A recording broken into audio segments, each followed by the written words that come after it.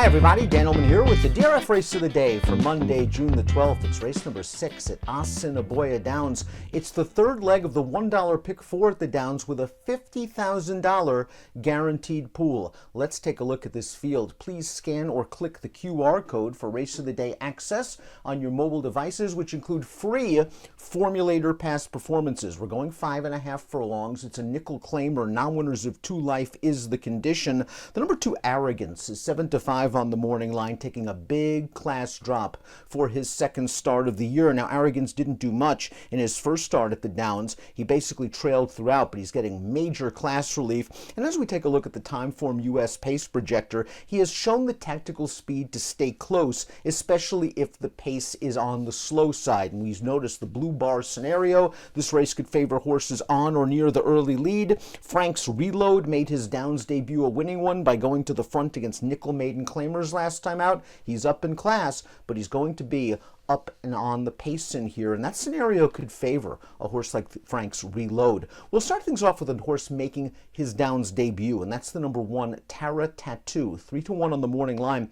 This horse campaigned exclusively on the synthetic surface at Woodbine and is now switching surfaces and circuits. He is by Hyper, a horse that was a Grade 2 stakes winner on the turf, was unraced on the dirt, and his best progeny seemed to come on surfaces like turf and synthetic. This horse is a half to a couple of dirt winners, but this pedigree is mostly geared towards turf. The second dam was a multiple Group 1 stakes winner on the grass. Tara Tattoo fits very well at this class level at the Downs after competing against tougher at Woodbine. In his most recent start, his final start of 2022, he was in against a horse that came back to run third in a $7,000 beaten claimer at Woodbine over the Tapeta with a 56 buyer. That was the winner of his last race. That horse has now hit the board in 2 of his 3 subsequent starts after beating Tara Tattoo. Tara Tattoo, however, is not only going to have to deal with a surface switch, he's going to have to deal with a 6-month layoff, and he's going to have to deal with a very sharp distance. I wonder if this 5.5 is too sharp for him, and that maybe this is a prep race for something a little bit longer down the road. At 3-1 on the morning line, I'm sort of against Tara Tattoo. I want to see him prove it to me off of the layoff, trying dirt for the first time. Arrogance is the number 2. He's still lightly raced enough that you can project a bit of improvement, and in his first start at the Downs, his first race off of a lengthy layoff, he likely was in too tough. The winner of that race is a 4-time winner who came back to run second in the Primetime TV Stakes last week with a 68 buyer speed figure. So Arrogance is not only just dropping out of the optional claiming ranks where he was not entered for the tag, he's also dropping into a non-winners of 2 life claiming race. So it's a double drop in class. If he's going to do it, it's going to be with a race under his belt with his tactical speed at this class level. The 3 is Freud's Vision, who made his Downs debut last time out and just didn't run very well at this level. You could give him the race. He has the layoff excuse. It was his first start since October, but he was basically dismissed at the windows that day at 23-1. He is still a maiden after 11 lifetime starts. He is facing winners in here. His only win came against quarter horses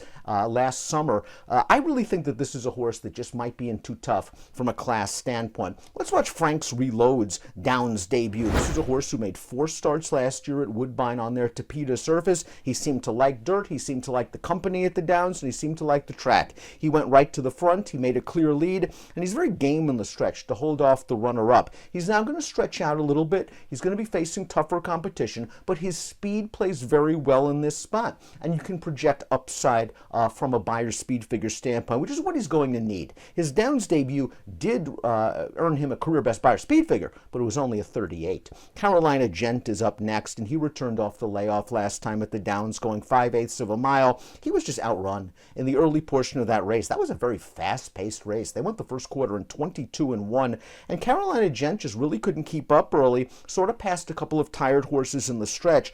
All in all, it was a good first step back off of the layoff. I think he can take a step forward. How much upside potential is there after 14 starts? That's a big question, but he'll be a big price on the tote board. The number 6 is Livery Man, and we haven't seen this horse since late September. He was in against a pretty good field when they dropped him down to the nickel claimer. He was the favorite in that race, and the winner of that race did come back to run second with a 47 Beyer speed figure. A Livery Man is a horse that has good tactical speed. I expect him to be fresh off of the layoff, and I think he can be closer to the pace than Timeform US has him. I am concerned that they're going to use this start as a prep. When you look at his past performances last year at the Downs, he needed one off the layoff, and then he popped second time out off the bench, and I wonder if maybe that's going to be the same pattern these connections will use in 2023.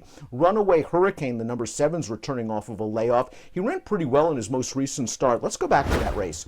On September the 27th, going 7.5 furlongs, he's only going to get beat a neck when finishing third. The winner in that race was in very good form. He would come back and successfully step up to the non-winners of 3 Life nickel claimer and win with a 49 Beyer speed figure. Runaway Hurricane, another horse that might need one off the layoff. He won second off the bench last year at the Downs, and he might want a little bit more distance. I wonder if this is just sort of a prep before they get him out to 7 furlongs or so. At the price, however, considering what he did towards the end of last year, maybe you can get a piece of this at a pretty decent mutual. Great Realization is the number 8. This horse will be making his Downs debut after competing at Fauner Park. He ran pretty well at Fauner, 2 starts back in a nickel 2 Life. Last time out didn't run very well. I think that was a tough group for the level. He faced a couple of next out winners. The winner of that race came right back to win a nickel beaten claimer at Fauner with a respectable 57 Beyer speed figure. If you're looking for a stranger,